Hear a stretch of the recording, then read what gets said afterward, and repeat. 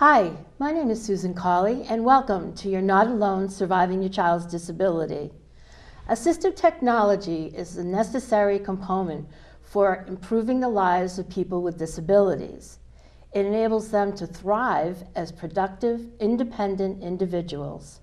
Here to discuss assistive technology is Christy Peak Oliveira, Coordinator for the Assistant Technology Center and AAC for Easter Seals, Mass., and Catherine Bly, also an Assistive Technology Regional Center Coordinator and Vision Specialist at Easter Seals, Mass. How are you today? Good, Great. thank you. Good. Christy, what do you feel is the most significant and valuable assistive technology service Easter Seal provides for individuals with disabilities? Easter Seals actually provides a wide variety of services. With the ATRC specifically, I think the most important is the demonstration and loan program, where people are able to come in and learn about assistive technology, have a demonstration, get some hands-on practice with it, and then they can borrow it for up to 4 weeks, all for free. Great. That's a wonderful deal. Catherine, did you have anything to add to that? No, Christy pretty much said what we do. That is the most important. It does give people the opportunity to trial things before they buy. Which is great. What other types of services might be available? Through Easter Seals? Through Easter, well, Or not through the necessarily through the Assistive Technology Department. Okay, through the Assistive Technology Department. It's sort of an umbrella, and we fall under that, the Assistive Technology Regional Center. There are also assistive technology specialists, including speech pathologists like myself, who are augmentative communication specialists. Our end of assistive technology is working with people who can't use speech as their primary means of communication. So we use computers, iPads, specialized devices to help them communicate. We also have a large group of folks who are assistive technology specialists.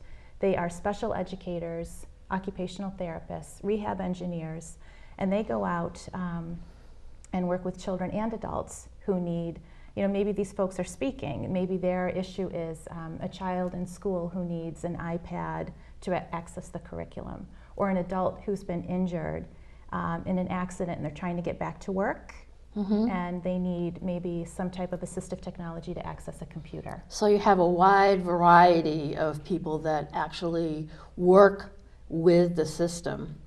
That's great. Yeah. Catherine, did you want to say anything else? I would say the special program that we run is a federally funded program, the Assistive Technology Regional Center. Easter Seals is under contract with the state to run this particular program that Christy and I coordinate. Is there any other programs in the state that are available like this? There is another center in Pittsfield, Massachusetts. It's run by United Cerebral Palsy. But both programs are run under the state AT Act program called Mass Match. And it's a free program, and anyone in the state can access our demonstration and our loan program. Great. How does the Assistive Technology Regional Center help people with disabilities make informed decisions about how technology can help them in their daily lives? Christy? Well, to give an example, we get a lot of calls from parents who have school-age children with learning disabilities. And the parents know there's assistive technology out there that can help the child access the curriculum, but maybe they're finding the school doesn't have anyone that's knowledgeable, they're struggling. They can come into the program. We had one, I'm thinking of one woman in particular, who came in several times into ATRC to try different types of technology. She tried an iPad with apps. They tried a smart pen, tried different things. When they were able to identify what worked for her daughter. The child is in junior high. They were able to take it back to the school, show, because they had the loan, so they did the demonstration, then they did the loan, they were able to show the school how successful she was using these items, and the school is now on board Great. and supporting the technology. Now, do schools come frequently to this program to see what types of technology is available for their students? Yeah. We get a lot of teachers. We have teachers who work with students who are blind or students that are maybe have multiple disabilities, and they can come with either the parent or the student, and they often will come to the demonstration, try out a couple of different things, and then take them back to the school to see if it really, as Chrissy said, really does work, because times are tough, and you don't want to spend that money if it's not going to work for that particular student. Right. But because these devices are fairly expensive. They can be very expensive. But we also get a lot of health professionals, parents looking for devices for their elderly for their parents, and also parents looking for their children. I mean, many parents now are self-advocating on behalf of their children because they aren't getting the kinds of services that the students need. So we get a wide variety of people that are using our services. That's great, and free is always great. Right. Can you explain to me in more detail how the short-term device loan program works at the ATRC? Sure. What happens is we have a website at massmatch.org where someone could look and see all the different devices that we have online. Okay. And that's one way to access to see what we have. They can actually do a shopping list, and we'll get the shopping list. Another way is we have many agencies that know of our services, and they refer people, and they can call us, they can send an email to us, and make arrangements to come down, maybe have a demonstration, or if they know exactly what they're looking for, because maybe they've used our services before, they can make a request for a device or several devices and come down to our center. We get it ready for them. There's a request liability loan form they need to fill out. When they take it out, they have to make arrangements for pickup and then bring it back. And, okay. Yeah, so we have a couple locations in the state. Worcester is another place for pickup. Boston is our main office, and New Bedford. Oh, great. So then it is accessible more or less throughout the state. That's great. Right.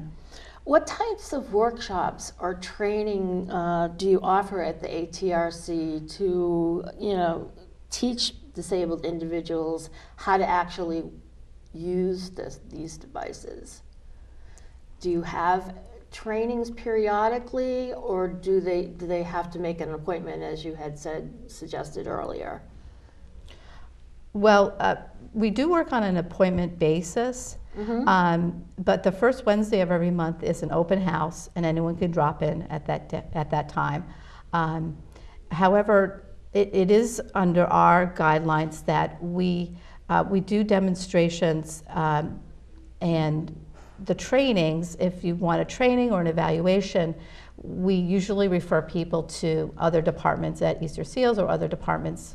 Other agencies for a more in-depth evaluation or training, because we're limited in what we can do at our center. Okay. So it's basically the devices themselves. Well, we do offer presentations within the scope of ATRC and the guidelines set down by the Mass Rehab Commission. Yeah. So we might do a little, like an overview of the iPad and education apps, or we might have vendors in to show maybe different types of low vision equipment or different types of communication technology. So we do have, and those are free and open to the public. Okay, and those are announced online, or for the most part? Yes. Yeah, we have, there's mailers that go out through Easter Seals about the upcoming events. Easter Seals, the Assistive Technology Department often does many different kinds of workshops, speech and language workshops, workshops on particular learning, cognition. So there's quite a variety that both Easter Seals and the Assistive Technology Regional Center puts together, and you can see that at the Easter Seals website. And also on the Mass Match website Right. for ATRC Right. presentations. Great. They'll be on there too. Now, as you said before, who can request the loans that you have for these devices? Can individuals themselves request the loan, or does it have to go through a school or a therapist or something like that? Any resident of Massachusetts can request. And you don't have to be a person with a disability. You don't have to know someone with a disability. It could just be for education purposes. But it's free to any resident of Massachusetts. So it could be anyone. Wow, that's Yeah. interesting. I mean, the key component of our program is that it puts the power into the hands of the consumers. So they really make the decision as far as what device is best for them. So we have to be really careful that we can certainly put out lots of different choices for them, but they ultimately make the decision that's best for them. Okay, and as you said before, the borrowing time is up to 4 weeks. Up to 4 weeks. Right. Okay. And Great. they have to come and get it, and then they can mail it back or bring it back. Okay. Kind of like a library. Now, I noticed that you have some devices out here. Can you show us some of these devices and what they actually do? Sure. That would be Go great. ahead. Okay, so we have a variety of devices. I think at this point we have over 1,000 items Yeah. Wow. in areas of, for people with low vision, people who are blind, people with hearing difficulties, people with communication difficulties, people with physical access needs, learning disabilities. Cognition, right. So wide So variety. you cover a wide variety. Daily Is living. there- Yes, is daily there anything in living. particular that you might not cover? I mean, Durable medical equipment, things like hospital beds, Okay. Hoyer lifts, things like that. We do, though, have portable ramps. oh, So okay. if you know anyone who needs a short-term loan of a ramp, maybe someone coming home from the hospital in a wheelchair, something like that, you can borrow a ramp from Easter that's Sales. great. Yeah, but other major big items we don't Right. have. There is a reuse program that just went into effect for durable medical equipment, which you can access at the Mass Match website, as well as a recycling program called Get AT Stuff. Get AT stuff. Get AT Stuff. Okay. Well, why don't we show some of the Sure. devices? So I'll start with the communication devices. It ranges from something simple like this, which is a step-by-step. We're from the Assistive Technology Regional Center, run by Easter Seals, Massachusetts. You can voice record messages simply, quickly, so especially for consumers who are just starting out learning about augmentative communication, maybe some cause and effect. This is a good one. We also have a wide variety of tablets, iDevices, Android tablets that have different types of apps. This one is a popular communication app called Proloquo2Go. So we have this on iPod Touch, we have it on an iPad mini, and we have it on iPads that can all be borrowed from the center. Great. And so with the touch screen. Now, with something like this, that's very portable, how expensive is something like that to actually purchase a device like that? Well, with the iPads now, they are generally around $500, and if you had an augmentative communication app, that could be $120 up to $200. So Per maybe app? for one of the very robust augmentative communication apps like Proloquo2Go. So you could be looking at $700-800 for an augmentative communication system based on an iPad. Okay. Yeah. Okay, continue. So this with the touch screen, you can touch it and have it will speak. What have you been up to? And so a lot of these items go out quite a bit. And then we have what we call dedicated devices, such as this NovaChat 10, where it's a bigger surface. It's from a different company. There's a different app on it. It looks like it's more secure too with the rubber and everything, that it's not quite as fragile as like an iPad. The company has taken a Samsung Galaxy tablet and they have put it inside this casing and they have added a Bluetooth speaker on the back to sort of, yeah, Okay. exactly, make it a little sturdier. Sturdier. Yeah. And, I have a daughter who has some destructive qualities, and she's not so careful with devices. So That's not uncommon. Okay. What else? Do you have something there? Oh, sure, Kathy? yeah. This is kind of an interesting little gadget, which can be used for a couple things. It's called the Pen Friend, and what it does is you can record onto labels any information that you want. So, Remember to take your medication at 10 a.m. So it's good for people that have memory problems. You know, like That's right. a great idea, like Alzheimer's. Or Alzheimer's, something. right, and they don't remember, yeah, in that case, what kind of medication they need at what time. And you could put also, for someone who doesn't see very well, you could put, something like, Blue. it's a color blue, maybe on a piece of clothing, or you can name a can of soup, because they don't know what it is. So that's called the Pen Friend. Pen Friend? With and these are recordable labels that you get with it. Also, we have just a nice large print keyboard, which I can know be a lot of handy people for that a can lot of use people, whether you have a vision impairment or not. That can be very helpful. We have a lot of electronic magnifiers. This is Ruby, and you can just see it very big. I don't know if you can see that. And then you can freeze it, and you can change the background color. Oh, I turned it off. I need something a little bit. Oh. So this can be handy for somebody that just has low vision.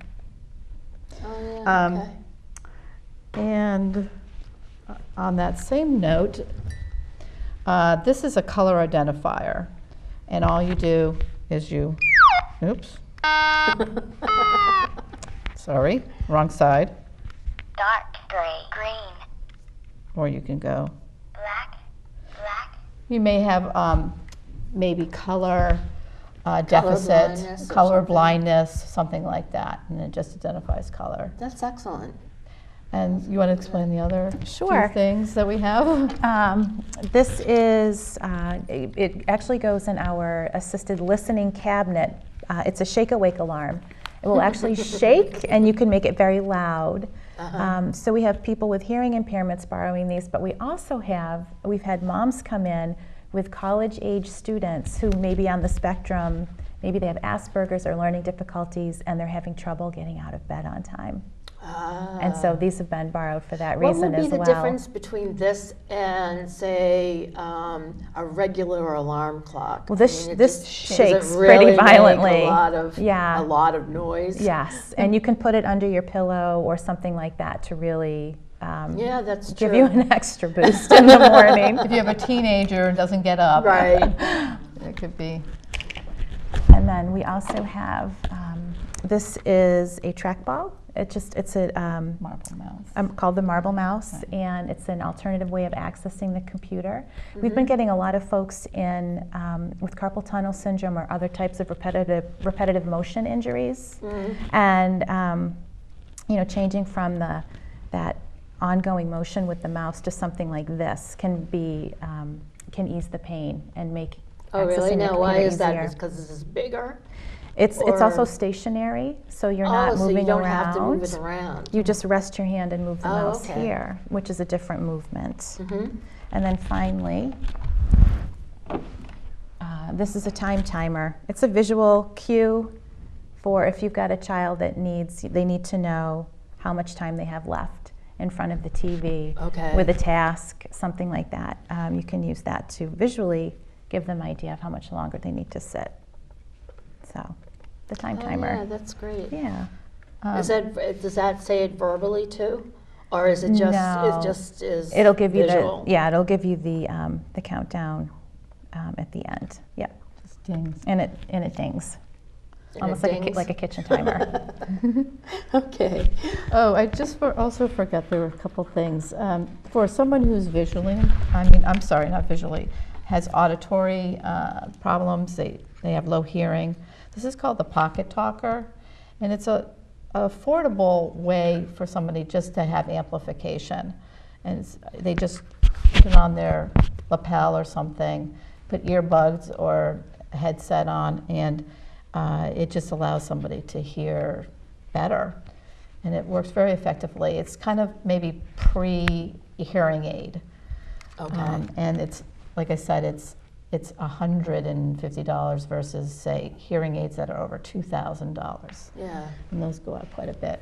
Wow. And the last but not least is this is called a smart pen, and these are very popular in schools and colleges now for those who can't take notes and listen at the same time. Oh. So what it does is as you record, as you write your notes, maybe really brief notes, it's also doing a recording. Of the professor or something, or Right. the teacher.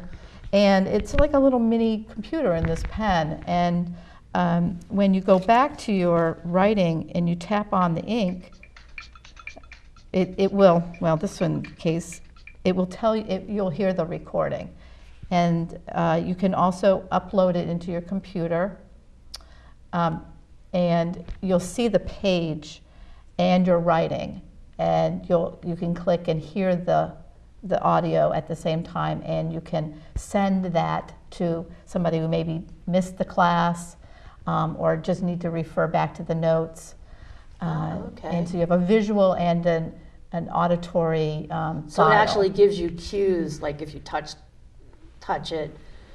the writing, like it would give you cues as to whereabouts. This is specialized paper. You have to buy the specialized notebook to go with it. Oh, I see. So as you're writing, it's actually capturing not only the audio, but it's also capturing the visual image of what you're writing. Oh, And so when you go back and touch different points in the writing, it knows to read that part of the lecture back. Lecture? For Oh, example, that's great. if you have attention difficulties, Right.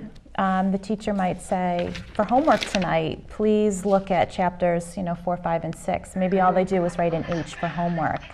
And then they can go back and touch the H, and they'll hear what the professor said. They don't have to remember, and they don't have to write all of it. That's great. Yeah. So I'm sure a lot of people who have attention to, ADD or ADHD, Yeah.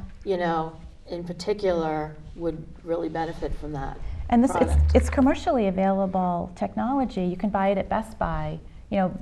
Business people use it for meetings and things like that. It's just it's now become widely used for people with disabilities, which is kind of cool. Well, that's great. Those products just seem like very wonderful products to have accessibility towards. I'm interested in a couple myself.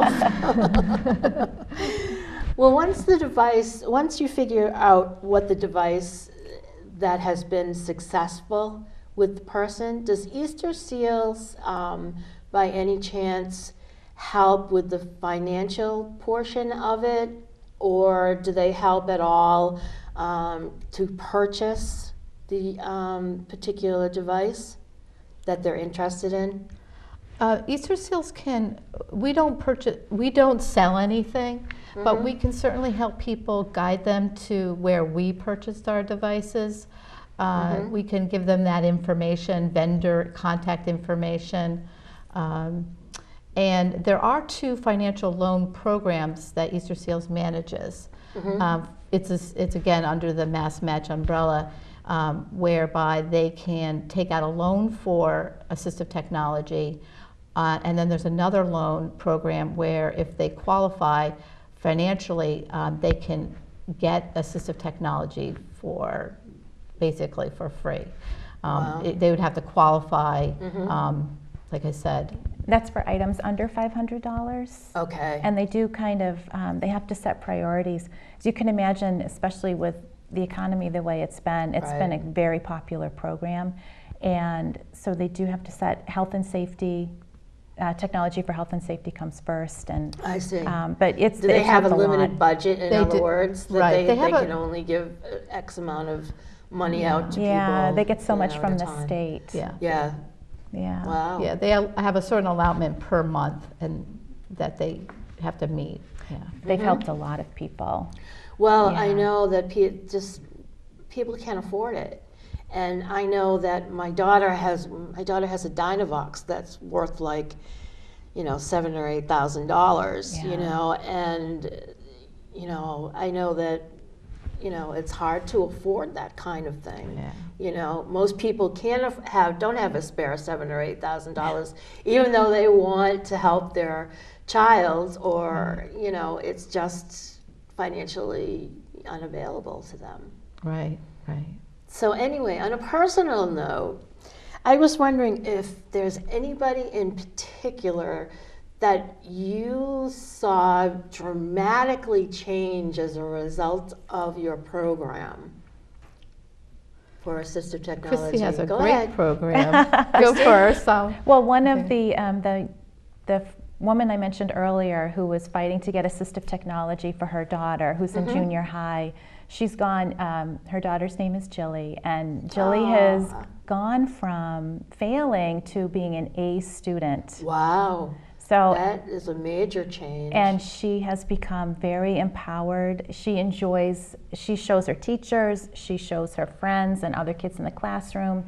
Other kids have now benefited from their hard work and Jilly's success. So that's been really exciting. What technology did she purchase, or was it an accumulation of a few? The family ended up purchasing an iPad out of their own pocket, but then they also, well, actually everything's been out of their own pocket. So that she has the iPad. She has a reading disability, and so they have apps on the iPad. For example, Bookshare is a program where you can get audiobooks, and they have the app for that on the iPad. So now, I know the mom told me that something that was very exciting for her was that Jilly is now asking to stay up later to read. Oh, isn't that wonderful? She's not done with the chapter, she wants to stay up So she later. wants to stay up and they'd read. never seen that before. Yeah. So that's been really, really That's exciting. unusual with most kids. Catherine, did you have anything that you want to share? There was a young man, he was in his 20s, and he had some kind of condition that he could not use his hands to do any kind of computer work, and so he was very motivated. He came back to the center several times, tried probably about 10 different devices. He tried a foot mouse just to move. He could not move the mouse on the screen. It just, any kind of keyboard use and mice just really hurt his hands. But he tried, and he was very determined, and he did find a solution between using Dragon, naturally speaking, Right. and like a roller mouse type of thing. It kept his hand very flat. He came to a solution, and That's great. It's very nice to see success stories, that's for sure. Well, I guess we're going to wrap up now. It was wonderful having you on the show, both you and Christy and Catherine. And I hope our discussion on assistive technology has been helpful, especially to those who need it most. So we'll see you next time on You're Not Alone, Surviving Your Child's Disability.